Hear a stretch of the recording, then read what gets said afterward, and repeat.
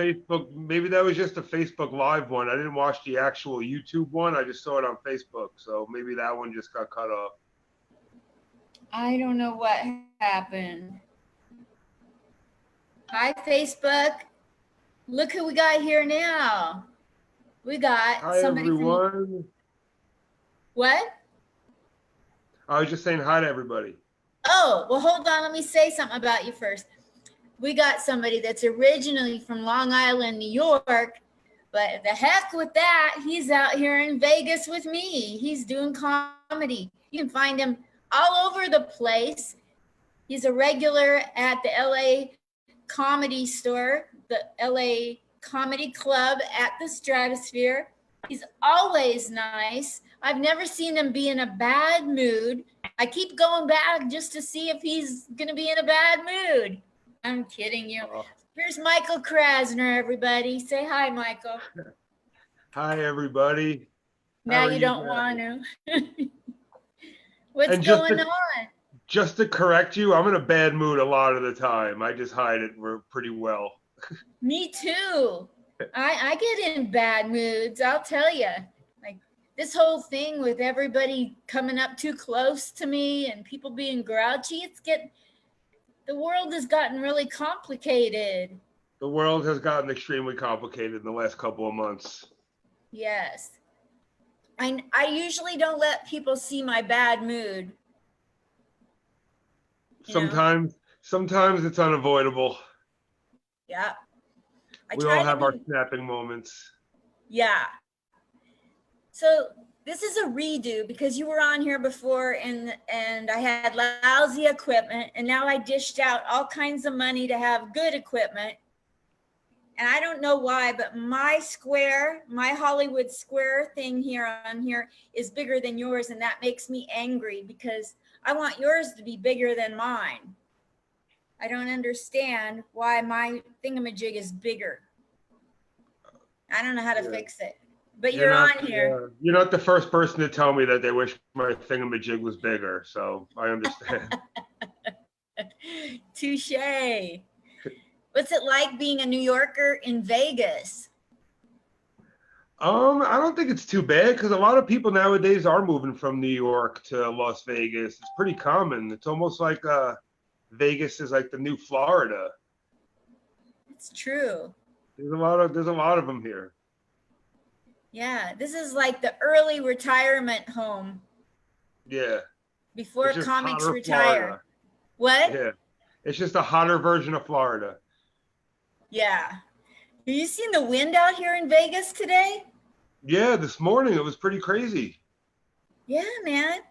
I just saw Paris Hotel at Nellis Air Force Base. Oh yeah? Yeah, it got the wind took it there. Wow. This isn't a joke. This is just me trying to be funny. No. I'm trying to come up with something for a late show tonight. Gotta submit a joke. Oh yeah? For what show? I'm teasing you. I'm just riffing. This is me being like I wanted to say something about the wind, so I thought I think it would be funnier in my mind in a picture that you'd paint for people. It would be funnier for them to imagine the stratosphere straddling the strip all the way up to Nellis Air Force Base, but I didn't really want to say anything about the stratosphere because that's where you work. Oh, that's fine. Yeah. Now that we've used up 5 minutes, we'll never get back. Well, you can call it the stratosphere.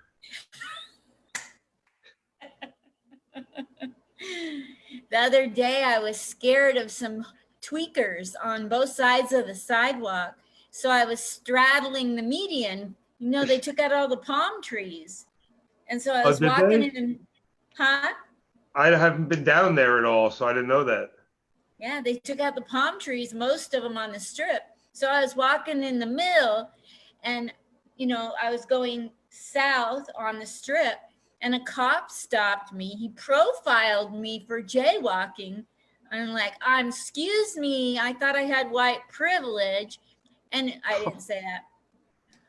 He says, you cannot jaywalk And I said, this is not jaywalking. When was the last time you went to cop school? Anyway, I didn't say that. It was, and he said, you can't walk in the middle either. And I said, well, I'm scared. There's tweakers over there and tweakers over there. And he says, then go home. I'm like, that is so rude. What should I have said to him, Mike? Well, I'm glad you didn't say the white privilege thing. That makes me happy. Yes. I don't really think there's much you can say. I guess just go home. I was thinking that I should have sang that song. Tweakers to the left of me, tweakers to the right, and I'm stuck here in the middle with you. That you could have done. That would have been nice. He would have known what to do with that. He probably would have laughed. But white privilege, that's not even funny. But it's true. White people don't even know we have white privilege. We go around asking for the manager and Karen, and we don't even know. We didn't even know we had white privilege, but we were out cashing checks on white privilege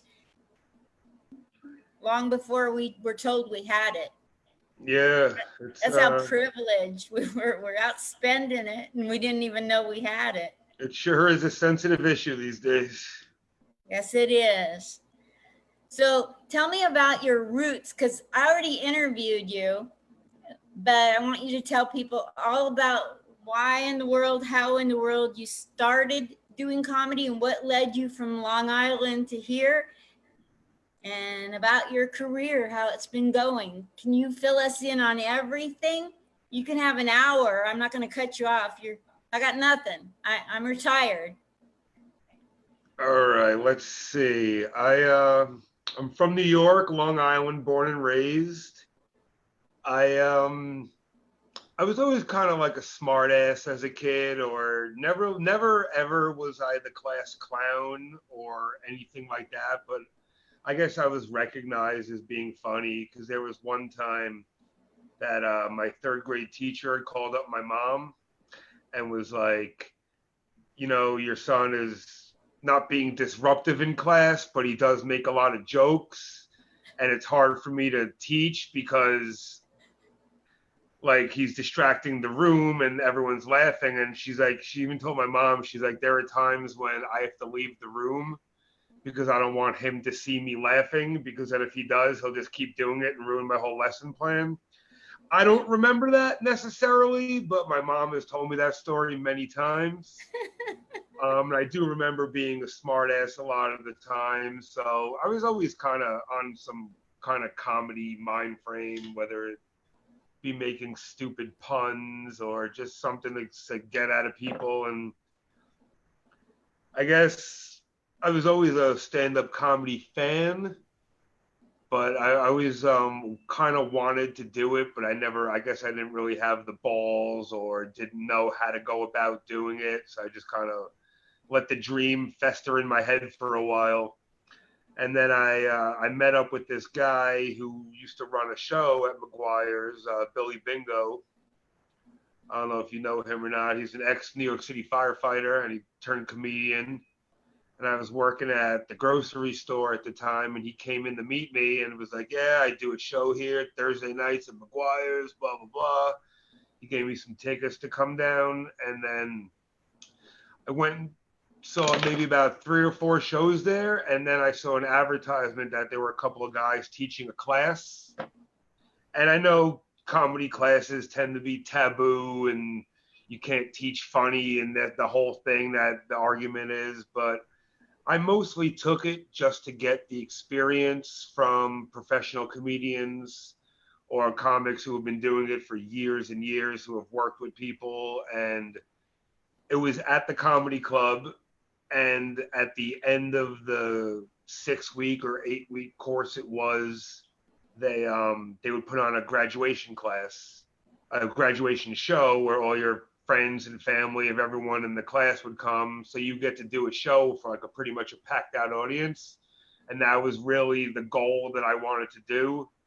was to just get my first time on stage. So that's mostly why I did it. But it was cool. They would like, however many people were in the class, they would divide up the time between everybody. We'd go on stage with whatever ideas we were working on or funny premises.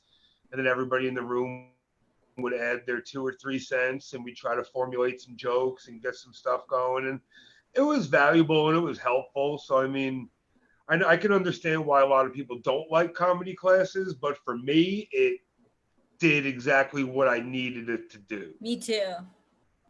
And I met some cool people in it. I actually took the same comedy class with, who was in my class? Chris Roach. He was in the first ever comedy class I took. He was doing it for the first time, and I was doing it for the first time, and that's how I met him. Wow. So did you bond with Chris Roach? Yeah, no, we became like friends and stuff, and he used to have an open mic on Tuesday nights after the class ended. He got his own open mic, and then we would go there every Tuesday night, and we would have fun. A whole bunch of comics would come, and we had a lot of good times there. In case you guys don't know who Christopher Roach is, Christopher Brian Roach, he's from King of Queens and Kevin Can Wait, along with Kevin James. So Kevin James picked him up to be like an opener for him and opened up his career. Yeah, that's cool. So do you still keep in touch with him? Not like a lot. We don't talk on the regular, but I actually did talk with him on Instagram, like Messenger, not too long ago. I don't remember how it started, who messaged who, but one of us messaged each other, and then we were just bullshitting for maybe 10, 15 minutes. That's so cool. Did you ever get to meet Kevin James? I never got to meet him. No, I know a lot of comics back from Long Island who used to work with him at times, but I never got to come across him. When I moved to Vegas, I got tickets to the Mirage to go see him and Ray Romano perform. Wow. But what was that like? It was great because Kevin James is one of my favorite guys of all time. Like King of Queens is one of my favorite shows ever. And Ray Romano is great, and I love Everybody Loves Raymond, stuff like that. So to see both of them was really cool. It was actually funny because Ray Romano blew up first, and then Kevin James came along after. Like if you watch early episodes of Everybody Loves Raymond, Kevin James would have like some random guest spots in that show, but it was before King of Queens and stuff like that. So Ray Romano hit it big before Kevin did, even though they were like really good friends. And then, so they were performing at the Mirage, and Ray Romano went out first, and then Kevin James headlined. And then after the show, they were doing some sort of Q&A with them, and you can ask questions from the audience. And somebody mentioned something, and one of Kevin James's answers was like, "Yeah, it's funny. Ray Romano pretty much got me here, but now he's opening for me." And it was kind of like a funny joke, and it was cool that like to have like a cool friendship like that where they can joke around. But that was a really good show. It was fun.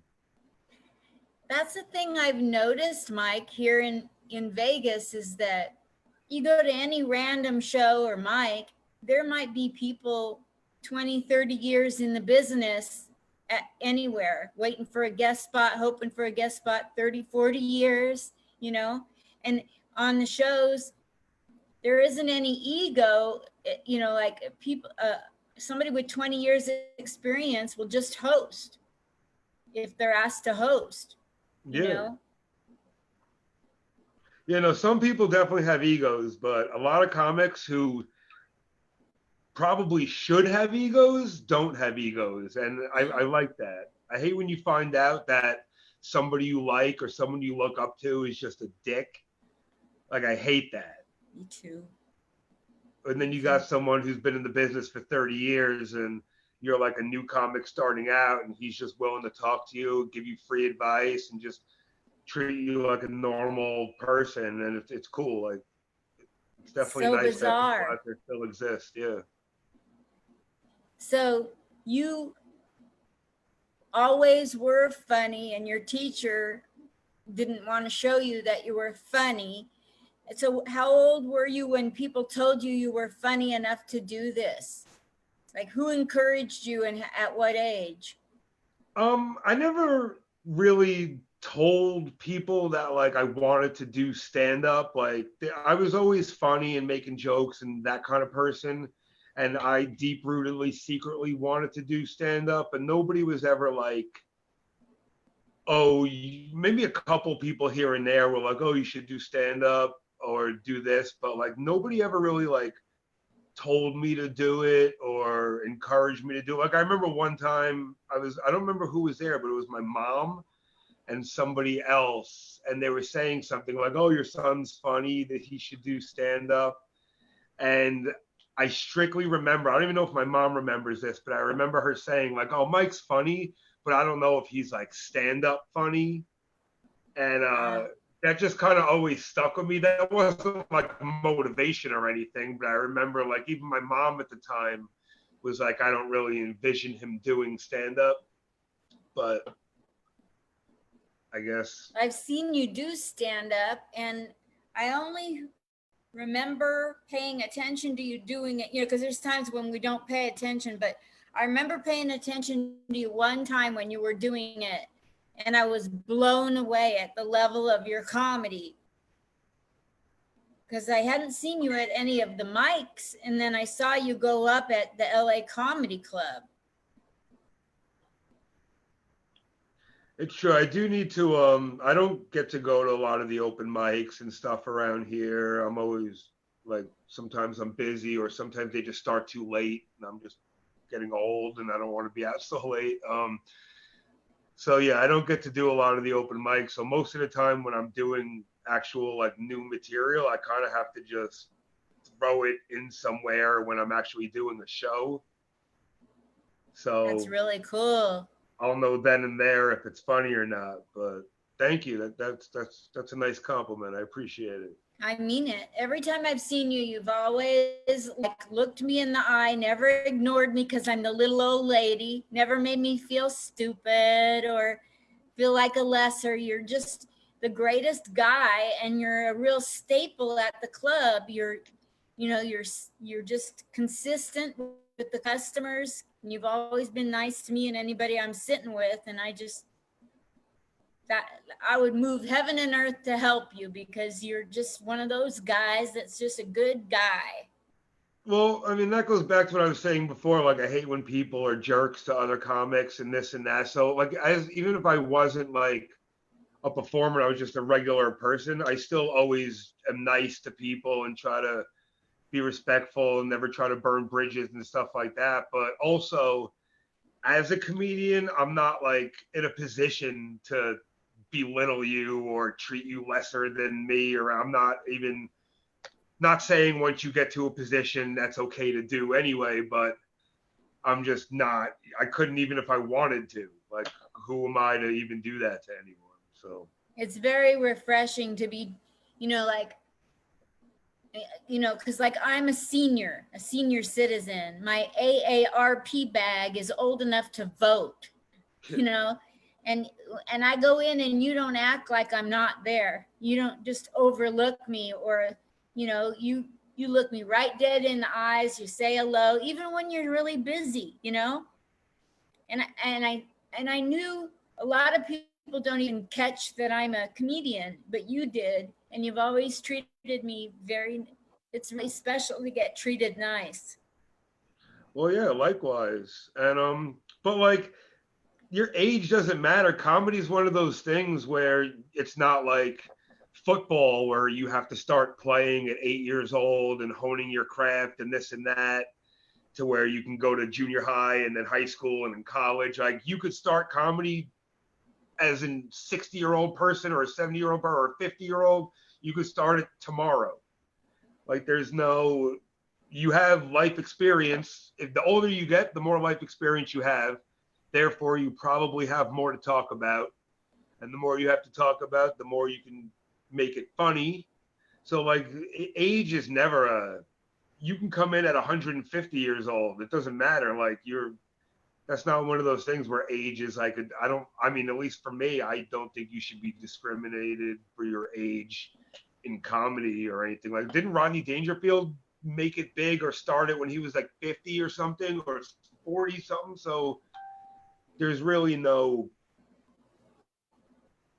everyone does it. You see on America's Got Talent sometimes an 8-year-old kid doing stand up, and then you got the same 70, 80-year-old guy who's doing song parodies and stand up. So that's what's cool about stand up. Anybody can do it, and any age can do it, and doesn't matter what you look like or what color you are or this and that. It's one of those things that legit anybody can attempt to do or anybody can do, that it doesn't matter what you are. And that's what's cool. You get to see everybody's perspective and hear everybody's story and everybody's take on things. I just, like, I don't expect people to treat me a certain way. And I try not to be upset when they don't treat me a certain way, but I try to acknowledge the people that know how to treat people.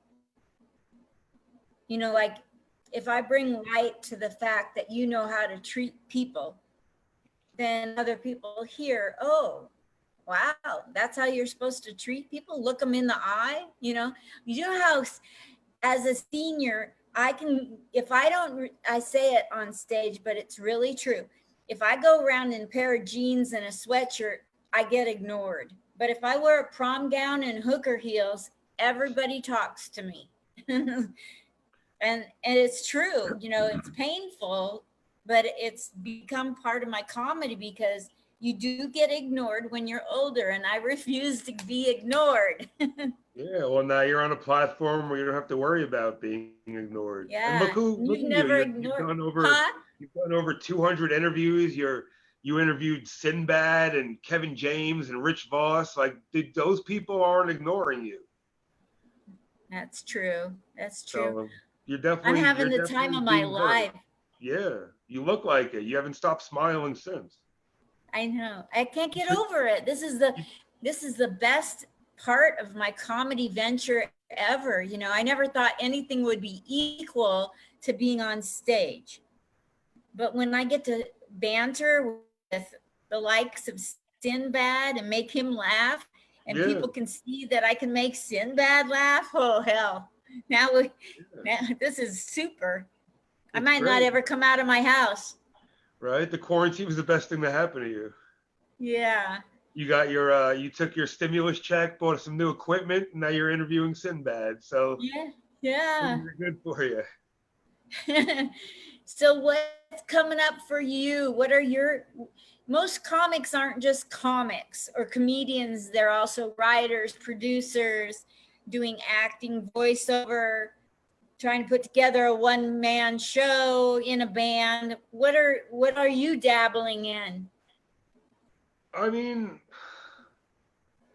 I'm always trying to do something, whether it be make some comedy sketches for social media or TikTok or something like that, or I do write song parodies that I haven't really released out yet because I'm a terrible singer. That's the problem. I come up with these really great song parodies. Well, some of them are great. Some of them are trash.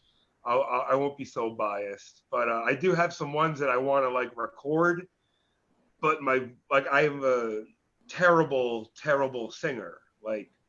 So even if I did it, it would just sound so bad. So I might have to get somebody else who can sing to sing my words and just maybe not get as much credit for it. But that's the price you pay when you sound like trash. That's really cool.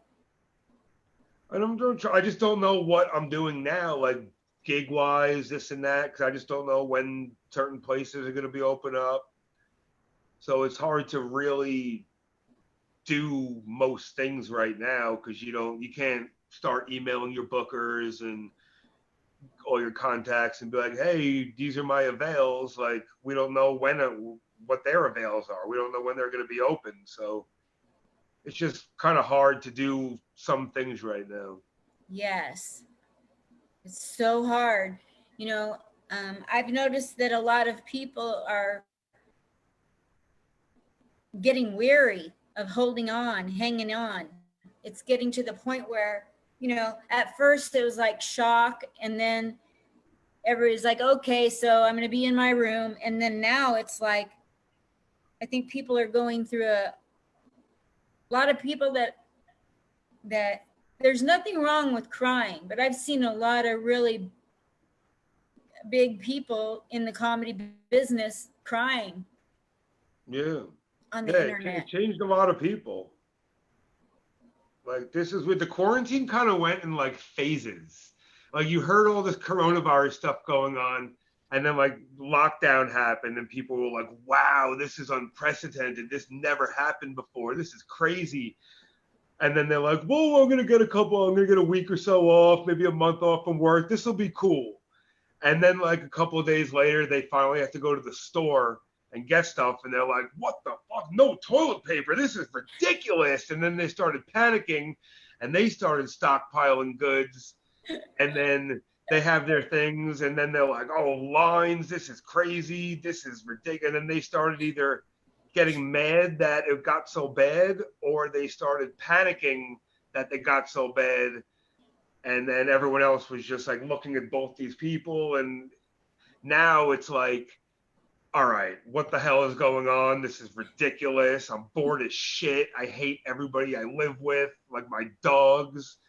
Like everyone's just mad at each other and bitching on Facebook, and then coronavirus kind of slows down, and they're like, oh, phase two, you can open up, you can go bowling, you can do this, you can go to certain places on the strip. And then they're like, no, we're gonna have some riots, and that's gonna make, like, I was supposed to have a show yesterday downtown for John Hilder's Hilarious Seven, and he hit me up on like Wednesday and was like, yeah, they decided not to go through with the show this week because of the protests and the riots. So now coronavirus kind of finally ends, and we can finally go kind of be normal again. And now you have to go outside and dodge fireballs. So if it's not one thing or it's another. Yeah, I don't. They say, I can't wait till it goes back to normal. I hope we never go back to normal. I hope we've learned some lessons and we have, I don't like the term a new normal. I just hope that we evolve into being human beings, respectful of each other. Yeah, that would be nice for one time, right? Yeah. I For know I one. joked about white privilege. I'm doing that as a self deprecating Yeah. because, like we did have the world handed to us and we didn't even know we did. And we were out like, oh, here you go. Here's some white privilege. Anybody else, and you're passing out, you're using your white privilege. And then somebody tells you when you're like 50 years old that you've had white privilege and you're like, but it's not funny. I would cash in all my white privilege chips and I would go trade places with a black person today if they'd let me. Yeah, I don't, no, you don't realize how much bad shit is happening because not everything is available to us. Like we don't see everything that goes on negative wise towards other people, and then you see it and you're like, wow, this is some shitty shit. I'm glad people are videotaping the cruelty. I heard Goldie Hawn, Mike, she got on something somewhere she talked, not Goldie Hawn, Goldie Whoopi Goldberg got on Oh, and she said um, that Goldie Hawn's probably watching this, like, I didn't do that. What are you talking about, Linda? I Whoopi Goldberg got on television. She said that her dad and her grandfather served in the wars. I mean, served a country in the military, and their whole lives when they were alive, they were never allowed to vote in America. Wow. A jaw Yeah, dropping. no, the way people get treated are ridiculous. Like I'm glad, like you just said, I'm glad people are videotaping all the bad shit. I just wish there was no bad shit to videotape. Me too. It would be so much better if I never saw a video ever. Like that would be the goal instead of anything else. Yeah, it's horrific. I I said this when I was talking to Sinbad. I said, I cannot imagine what it's like to be Black in America. For one day, I could not, one day, I bet I couldn't handle it. You know, if somebody ignores me, I go grab a prom gown. But look how many times people of color or Mexicans or anybody that we think we're better than, people don't even get looked at, or they don't get answers or talked to with respect. It's very sad. No, definitely is. I can't even deal with it how I have to crack jokes about it because it's just too damn depressing. Yeah, sometimes just making a joke is the only way to just make yourself feel better for a minute, just to forget about it for a second. And yeah, like it's been such a shitty couple of months, and then they took comedy away, and now we don't have people making us laugh. Like, we don't have anything like that. We don't have people's actual views and perspectives on current situations. We don't have that because comics aren't allowed to work right now. It's almost like I put a Facebook post out the other day, something along the lines of like, ever since comedy got taken away, the world just stopped being funny. And it's so true. Like, the world has been like the most depressing shit ever since, like, even before the riots and everything, because it's been going on forever. But I mean, now more than ever, it's been terrible. I can't believe that whoever decided that comedy isn't essential decided that comedy during tragedy is not essential. I can't think of anything that's more essential than comedy right now. Yeah, not everybody wants to turn on the news or the TV and hear about everything bad that's going on. White people, black people, not everybody wants to do that. So sometimes it's nice to turn on something and just laugh, even if it's offensive humor, even if it's shocking, even if it's something you don't think is funny, or like, it's okay to laugh at some things, and it's an escape, and it's good, and we definitely need that, like, super more than ever. It's long overdue at this point. So long overdue. And I'm not even saying that as someone who performs. I'm just saying in general, like, the world needs it. Selfishly, I need it too, but everybody needs it. Everybody. That's like, I don't know if I've told you or but I have done comedy up and down the West Coast and in New York for veterans. And like, walk into a VA and go, where can I make veterans laugh? I'm a comic. And I started going to the clubs just so that I would be taken seriously at the VA hospitals. And when I go into the VA hospitals, I have to go through the red tape because it's government. Mm-hmm. But one of the common things that happens is they say, oh no, we don't want to trigger a veteran. Okay, so let me get this straight. Do you think it's real smart using the word trigger if you don't want to trigger them? Haven't they been to battle? Right. But my jokes are the problem? I think you're the joke.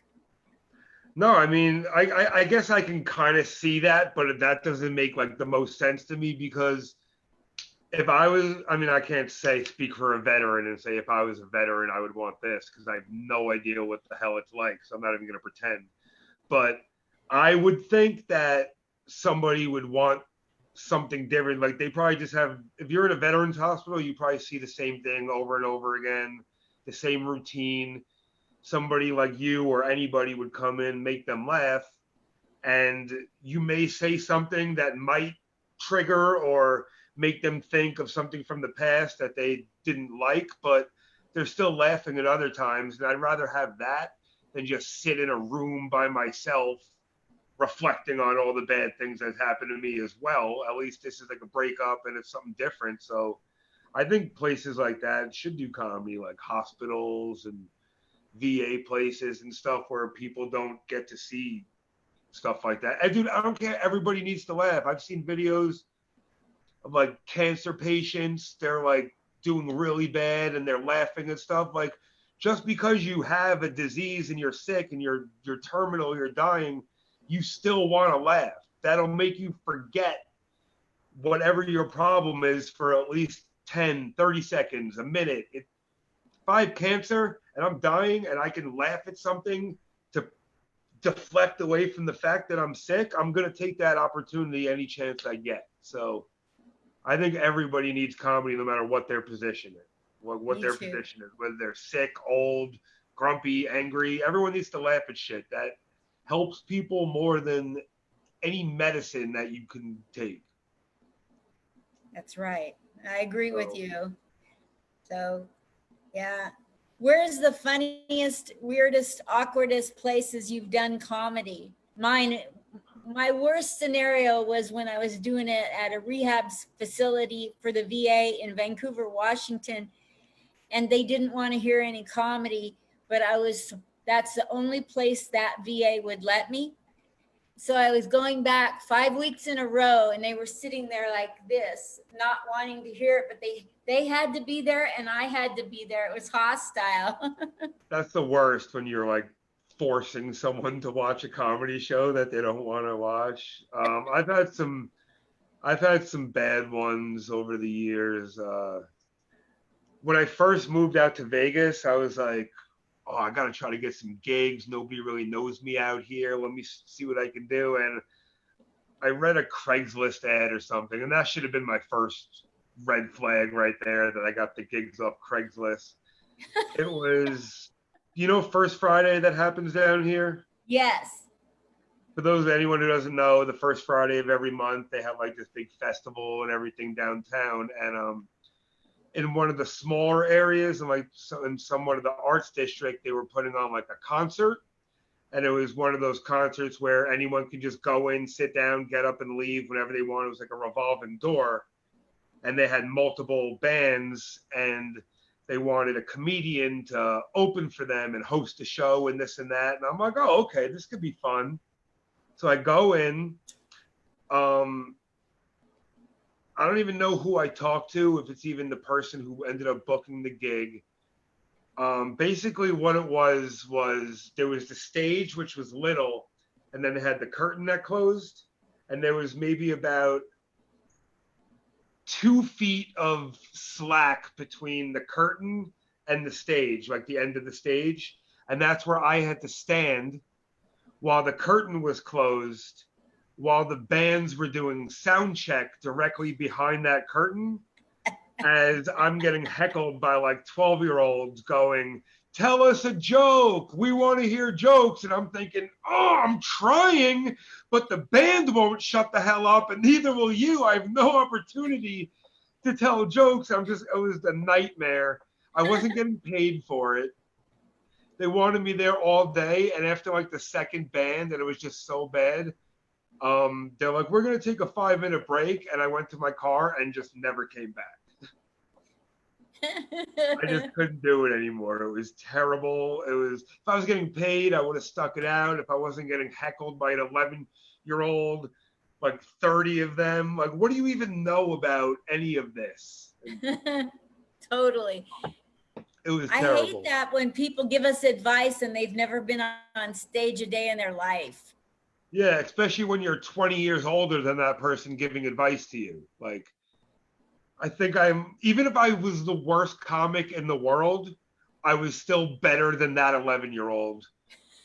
Like, experience-wise and life experience-wise. So, whatever. I hope that kid never got into college and all his dreams were crushed, and now people are heckling him wherever he is. Check this out. One time when I was doing comedy at this VA facility, I went there every week on Wednesday.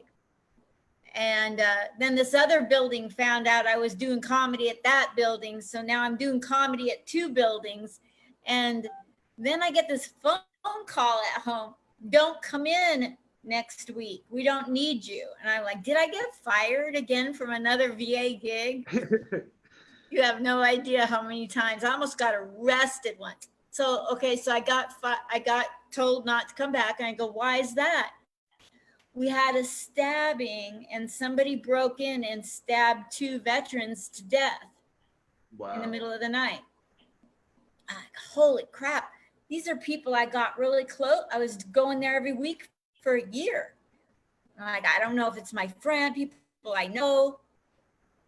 So then they called me up a few weeks later and go, okay, you can come back in now. And I'm like, then that's when the emotions hit me. Like, I'm going in to make them laugh after I'm the first person that's going to make them laugh after a stabbing that killed 2 of their comrades. Holy crap. Yeah, that's a lot of pressure. That was so bizarre. I took in a bunch of the best of Portland comics with me, and I let them do the show I just hosted. I was like, this is too heavy. I'm sure after all that going on, they probably still needed something. Like, if not, they're just going to be sitting there thinking about the stabbing, or is this going to happen again, or why is the world so crazy? So at least you come in and like, hey, we're doing this. Laugh. Do you have any good stories about crazy people in the audience, or crazy people in the audience when you're watching a show or working at a show? I was doing an improv show once. I used to be in an improv group out here, and we had a weekly show at Planet Hollywood up inside Cabo Wabo, and before the improv show would start, I was the only one in the group who did stand up, so they would want me to open up and do stand up before the show would start, and it went good sometimes. But like, improv crowds are different than stand-up crowds. So if you're going to an improv show and all of a sudden someone comes out doing stand-up, it's they don't always like it, or like, I didn't do well a lot. Let's just say it was a lot of the shows were weird, and I had done some stupid joke I used to tell at the time. It was just a quick one-liner, and I said, "Do you think Crips donate blood?" And I would say that sometimes, that people would laugh, and the stage was here, so there were people in front of me. There was nothing to the right because the wall was there, but there were people to the left, and the people to the left was like a black group of people, and I didn't even know that they were black or whatever. I just got on autopilot, and I was like, "Oh, this guy knows what I'm talking about." After the joke, which was just terrible timing. And I don't think he heard the joke. He just, or realized what was going on. He saw me point at him and everyone laughed. So he got up and was like, "What'd you say, mother effer?" And walked on stage and got like in my face. And this guy is like 5 or 6 inches taller than me. And I'm like 6'1". This guy was a big dude. And I'm just sitting there, and I'm not tough. I'm not any of these things. I'm just sitting there like, oh my God. He's like, "What'd you say, motherfucker?" And the whole improv group, everyone in the crowd, you think one person would have came on stage and tried to, no, they left me to die. They just, and they like, if that guy wanted to do whatever he wanted to, he would have been able to do. I had no support system there. And eventually his table was like, "Come on back down, blah, blah, blah." He didn't do anything to me. He sits down, stays for the whole show. And then after the show, they used to give us, like, it was an improv show. So after the show, they would call us all off stage individually. So they'd be like, "All right, give it up for your performers, Mike Krasner, blah, blah, blah." And as he said my name, the guy stood up, clapped, and gave me a standing ovation. Wow. It was the weirdest shit I've ever like been, because I didn't know. I think what happened in that time was the people at the table explained to him everything, and maybe he cooled down. So my 2 theories are, either that's what happened and they explained to him that I wasn't being malicious or racist or this and that, it was just a bad timing thing, or I think he just saw an opportunity, was like, "Let me fuck with this guy and see how far I can take it and see what happens." And it was either one of those 2 things. And it was cool. It was funny at the end of the show. It was real funny. But when that guy was in my face, I was like, gulp. Like, one time I was at a comedy club in the back watching, and there was a comic on stage that does a lot of crowd work, and he picks on every group of people in the world, and he's very good at it. But if anybody walks in the room in the middle of his set, they don't know that he's cool with everybody. And Right. and so somebody a guy, the show was going on, there was going to be a mic after, and a person of color came in that's the host of the mic after the show with a hoodie and a backpack, a person of color. And the comedian said, "Oh, just what I need, a black guy with a hoodie and a backpack." And everybody in the room knew the guy didn't mean a darn thing by it, because he's picking on everybody, and he's really good at it. But the poor guy that was the host of the next show, he was not in the loop, and it really affected him. He couldn't even do the mic afterwards. It bothered him so much. But it turns out he was a dick, so he kind of got, it's not his. He was, like my dad used to say, my dad was Jewish, and he always thought everybody was anti-Semitic. So growing up, we'd go to a restaurant until my dad figured they were anti-Semitic, and then we'd go to another restaurant. And so I have all these broken relationships with restaurants in my past. And so what would you order the food, find out they were anti-Semitic, and then leave? That's such a Jewish thing to do. Like, I'm not paying the bill. They hate Jews. Let's get out of here. My dad never thought of that. It was his plan the whole time. So I called up my mom. My parents were split up, and I called up my mom and I said, "Mom, we're not ever going to be going to that restaurant again. They're anti-Semitic too." And she says, "They don't hate Jews. They hate your father. He's an asshole." Yeah, he just happens to be Jewish. So it's kind of the same thing with this guy. Nobody disliked him because of his color. It's because he's an asshole. I had an accidental racist moment on stage once. I was doing a show, and there was maybe like 7 people in the audience. It wasn't going like, it was going okay show-wise, but it wasn't like the ideal situation. And it was tables, like round tables with chairs, and they were all kind of like spread out all over this floor. And when people sat, they were all kind of dispersed. They weren't all up front or whatever. So it was like, if I'm on the stage, it was like a table right in front, and then there were like empty tables here, and then some in the back. It was just chaos. And I'm up there, and there is a couple in the front row, and I don't remember if she was black or white or whatever she was, but this guy was black, and he fell asleep in the front row of the show. He's just passed out. And I'm ignoring him. I'm not addressing it. I'm not saying anything. And then I see him wake up, and I go, "Oh, nice of you to join us, Nappy." Not realizing he was black. And I'm like, "Oh no, I didn't mean it like that." And like the people in the crowd and the comics backstage saw the horror in my face and how like accidental it was. Because I meant Nappy, like he was napping, and it was just, and everybody just saw like my face get whiter than it was. And he laughed. He knew where, like, what the intent was in this snap, but the laughter came from watching me like be so horrified that I said that. I was like, "Oh my God." And it was pretty funny. I wish I had a moment like that video recorded, because that would have been fun to like relive. That's funny. Poor guy. I'm like, "Nice of you to join us, Nappy." And then everything changed. Isn't that one of the dwarfs? No, I meant the one that was the little dwarf. No, there was no way I was digging out of this. Anything I would have said just would have sounded worse. I took my loss, and I took my embarrassment. I just went on for the other 4 minutes I had or so on my set, while every comic in the back is cackling as loud as they can. And it would have been like a repeat of the other show. If that guy would have got up and in my face, I guarantee no one else would have saved me either. So people just leave me on their own.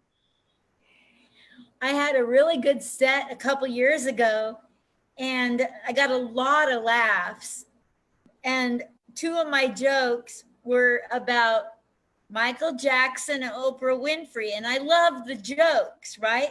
Because I was always trained that you should never pick on people beneath you. And I looked at Michael Jackson and Oprah as way up there. So to me, it was a compliment. It was a nod to who they were, right? They were so lucky I was doing these jokes. That's true, yeah. And then I get done, and the guy that had to come up after me, he goes, "Oh, I didn't know we had a racist grandma here tonight." And Oh, come on. I went home and cried for 2 grandma weeks. is racist. What?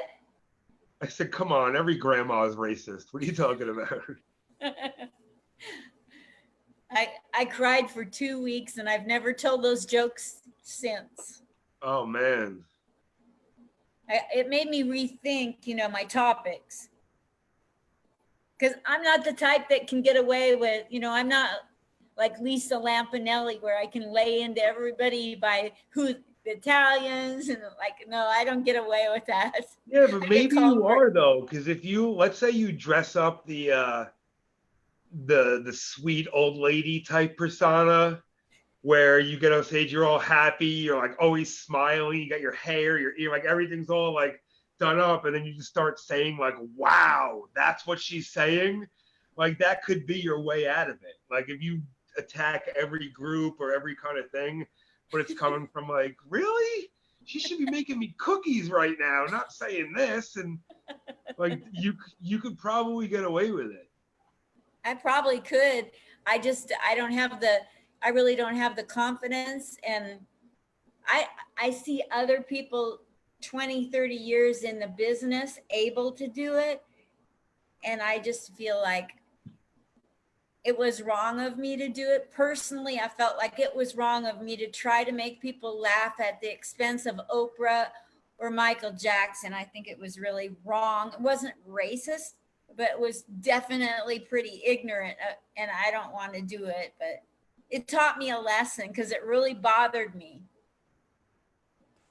Whatever. Oprah's like a trillionaire. She can't take a damn joke, then I don't want to hear it.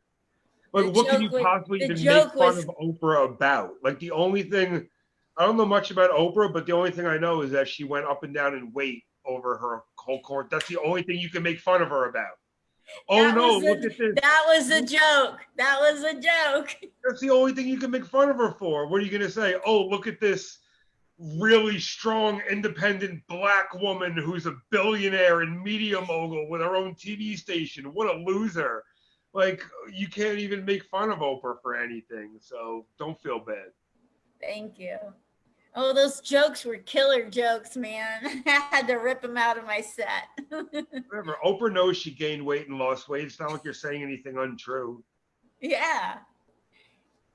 And if she doesn't think your jokes are funny, she can just pay people not to laugh at them.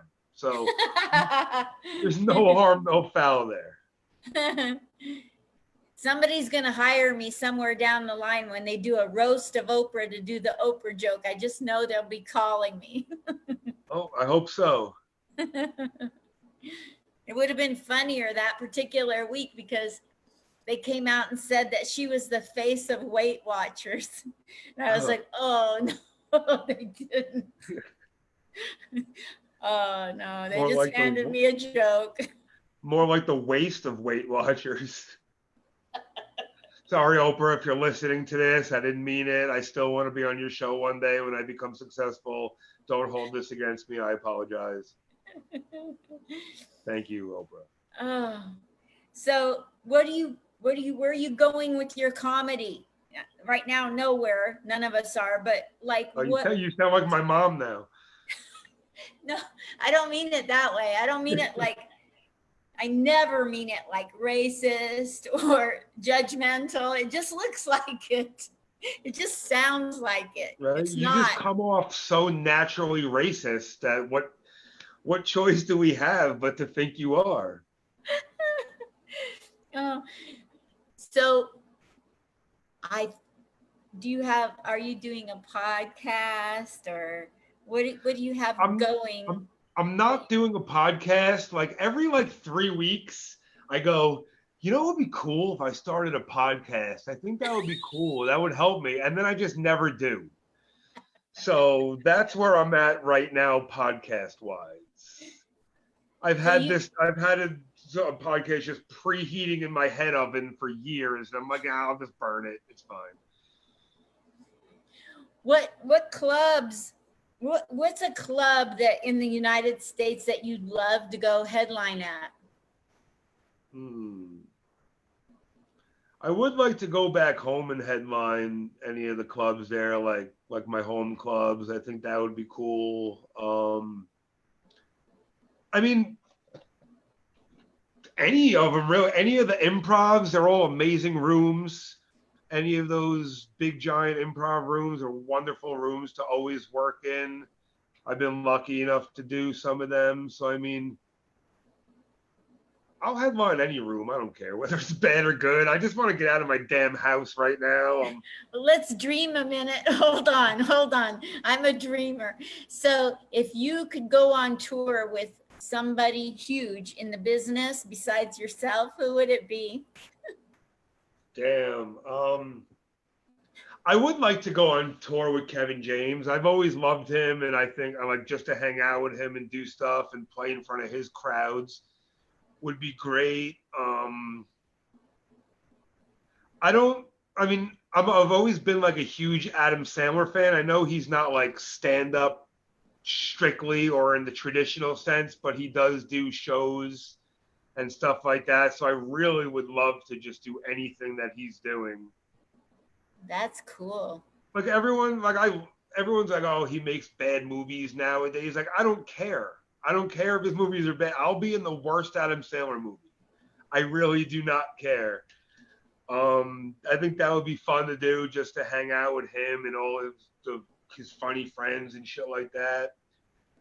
That would be Totally. like two really cool dream tours.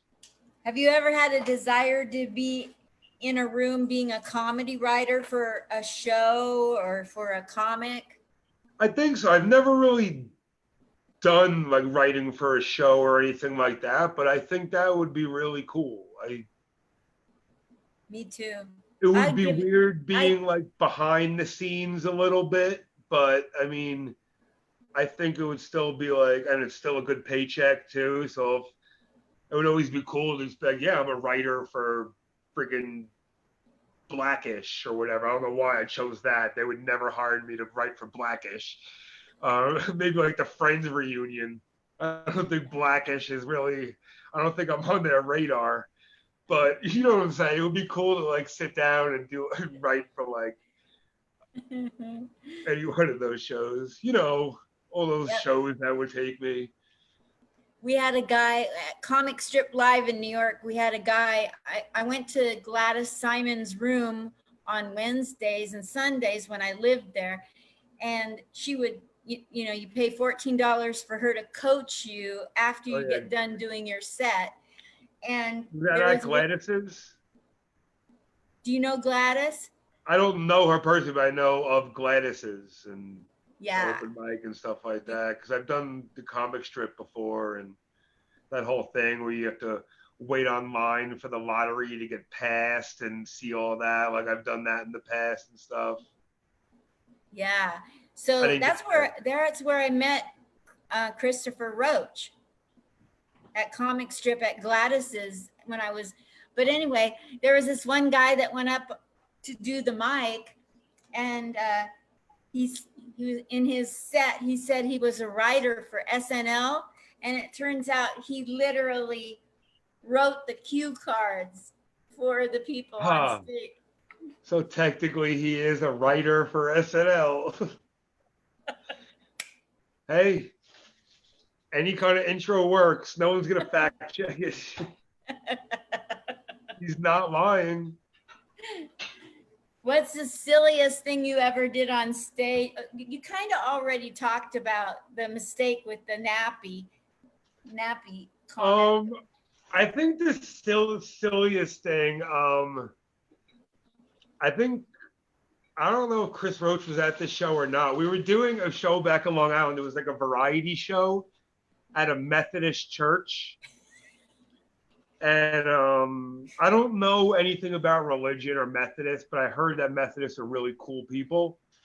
They're really what? Um, I heard that they're like really cool people. Like they're very like they have really good senses of humor and they're not like super strict and stuff. So we're doing a show at this Methodist church, and it was like comedy and all different other variety acts. And it was a similar situation where we're on the stage, but the curtains were closed, because if you open up the curtains, it's like the whole church set up with Jesus on the wall and all type of religious stuff. So they had it closed. And I'm maybe about like a minute and a half into my set, and I open up the curtain to where you can see the cross, and I go, "Today's show is brought to you by the letter T." And because I think someone had dared me to do it or told me to say it, and I was like, "Fuck it, well, whatever." So I went ahead and I did it, and it actually they responded to it really, really well. Like they weren't offended. Like I dodged a huge bullet, but that's probably one of the silliest things or riskiest things I've ever done, because you don't know how shit like that is going to be received. And I'm like 4 or 5 months into comedy. I'm like, I don't know what I'm doing. So when you're 4 months into comedy, that's the kind of shit that you do. Like you do stuff like that, and you hope that you don't get beat up or banned for it. So that was a fun day. I got to be on Evan Weiss's show at Greenwich Village Comedy Club before I should have been.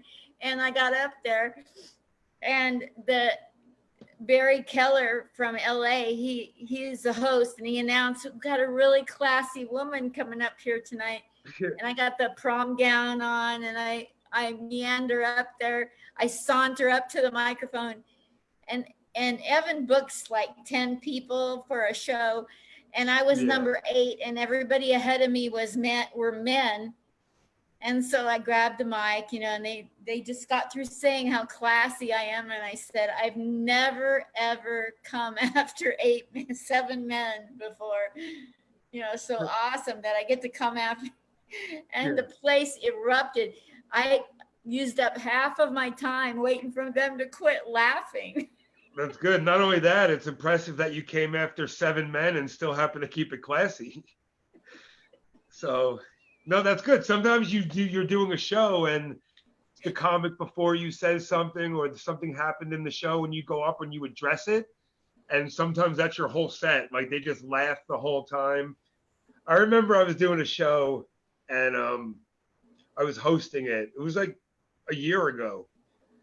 And I went up, and I wasn't doing great. It was like all right, but the crowd was still kind of like needed to be warmed up a little bit or whatever.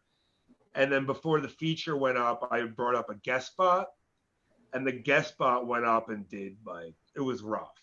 It was really, I don't think any laughs forgot. It was just awkward for 5 minutes, and you know how that is.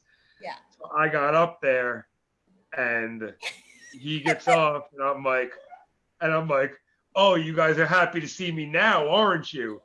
And the whole crowd just knew what I was talking about. And for like the club staff, the comics in the back, everybody in the room laughed actually for several minutes, except the guest spot, ironically.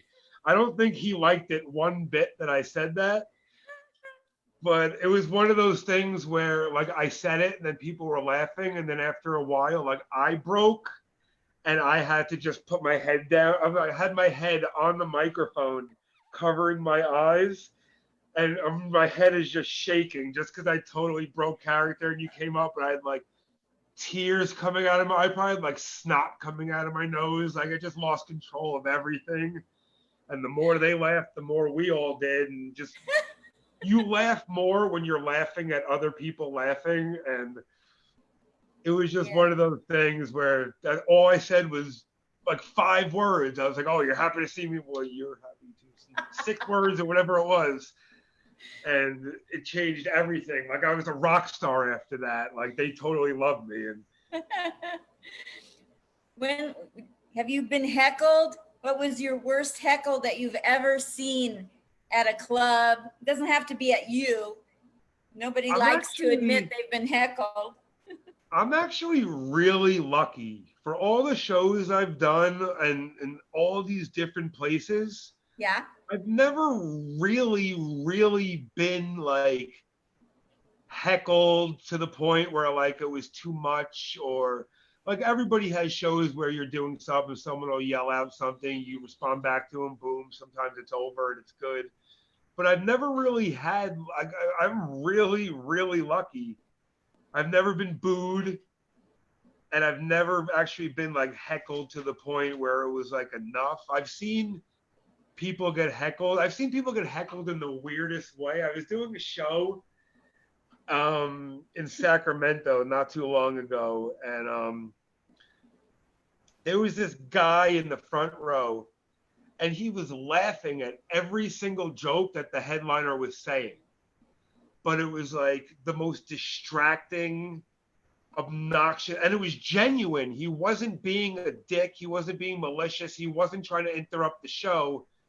But let's say the guy did his punchline, the guy would laugh and then repeat like the last couple of words of that punchline. So if the punchline was like, yeah, and then my mom said get out, the guy would laugh obnoxiously and then be like, my mom said get out. And it was just after every joke. And it was weird because we're all looking, like the club owner was like, what should I do? I can't really like kick this guy out because he's laughing and he's having a good time, but it was throwing off the headliner's timing and weird, and it was just a very weird situation. So eventually, after like 10 minutes, it got too much, and the headliner had said something, and he was like, "No, I'm just joking. I'm loving you, man. I watch your show. I'm a fan." He was like a fan of his, but it got too much.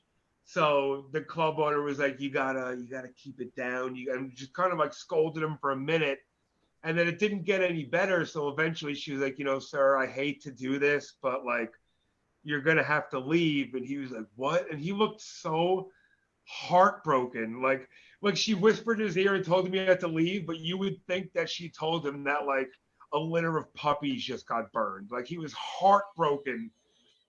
He was so like, and we all felt bad. And he got up and left, but then it got like kind of not violent, but he was like, "You're kicking me out? You just lost a fan." No, he didn't say that. He didn't say you just lost a fan. He said something, and he was like, "Just go, bro, just go." And he was like, "Don't worry, I'll be waiting for you in the parking lot." And nobody was like worried or he was concerned. And so the headliner was like, "Oh, looks like I just lost a fan." And the guy goes, "Fan? You just lost your life, bro." And it was just the way he said it. We all just started laughing at his threat instead, and we were like, "Shit, we're laughing. This guy might actually be in the parking lot." But he actually went in the other room because it was one of those comedy club, and then it was a bar area next door, and the club owner was talking to him, and he calmed down. She did a really good job, and she was just like, "Bro, you can't threaten people." And he was like, "I know, I didn't mean it. I was just mad and upset," and everything worked out fine. But it was kind of funny. We went back to the hotel room because I was rooming with the headliner. We went back to the hotel room. We must have smoked so much marijuana and laughed about that whole night. I had it on tape, and we were just watching it and laughing. It was great. Uh, I got put on a show my first month in comedy, not because I was good, but because I reached out to the military people in the city and they filled the whole club. So they put me up on stage. And so I'm doing this. We have a constitution and we have the preamble to the constitution. Yeah. And I was doing the preamble to my jokes. And I was like, doing this and doing that. And now I'm going to get into my jokes without saying it. This lady way in the back caught on that I wasn't really into my set yet. And she yells out, really, place is packed.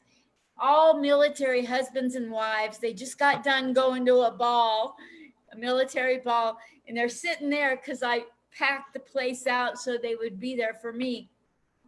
This lady's in the back and she goes, when's the comedy gonna start? I'm thinking the I've heard same, heckles like that. Like, tell you.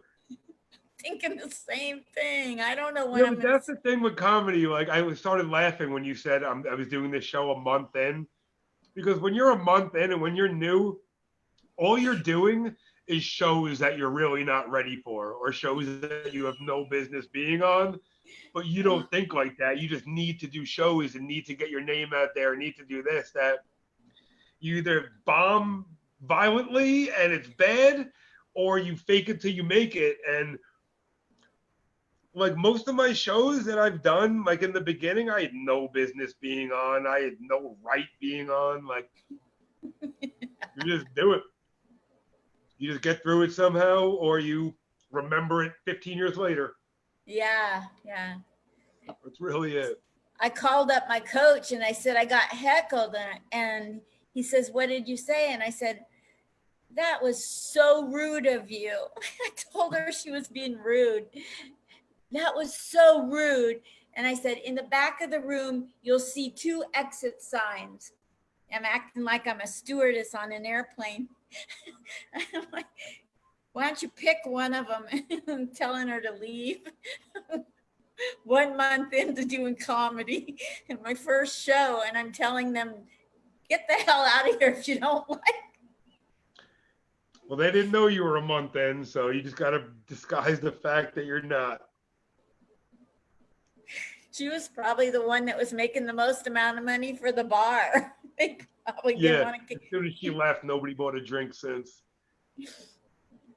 So I called my coach the next day and I said, "I had a heckler," and he says, "How'd you handle it?" And I told him, and he goes, "What, when she heckled you, what were you thinking?"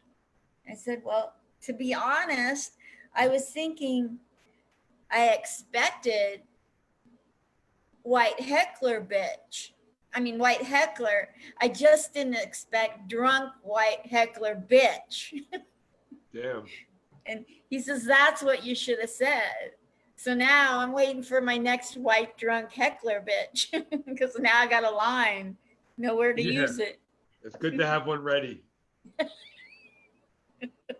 Absolutely. sure that will go over real well.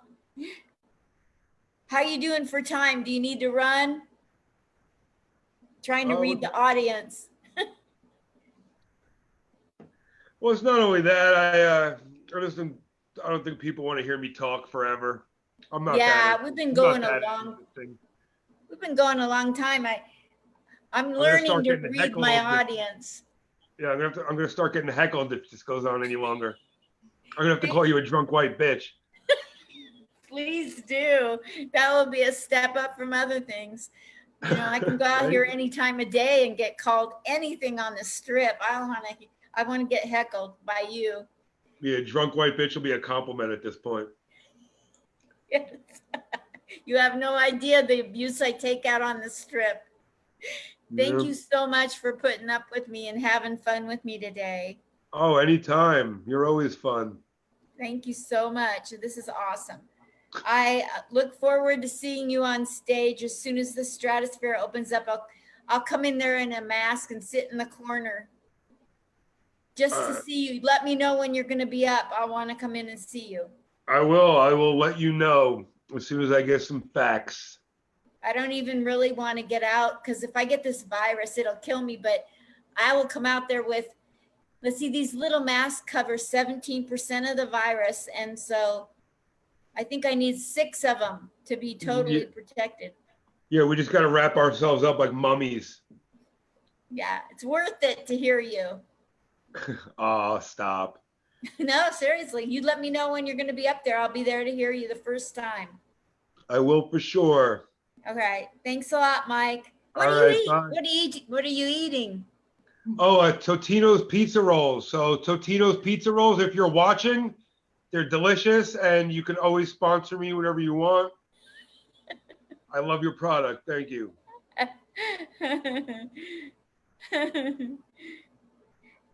Bye. Thank you so much, Mike. All right. Mike Enjoy the Krasner, rest of your everybody. weekend. Bye, guys. Bye.